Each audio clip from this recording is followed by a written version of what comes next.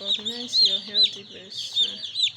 I'm seeing it. I'm just checking if the navel are well healed. You see this? This one is not well healed. Check the navel.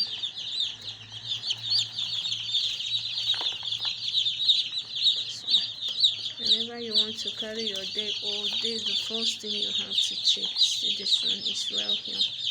So you have to check it from at the point of your collection, because once you leave that place, they will not change it for you again. It's better you check it there. Check how healthy they are. Look at it. This one is not well healed, and it can affect your breast.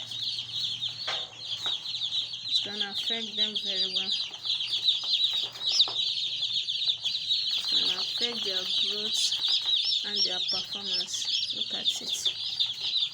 So their navel are not well healed. This one is well healed. Just checking. These are just how to recognize a healthy chicks. Okay. So first, I'm just checking their eyes. If it's well hatched, it will be so bright. It will be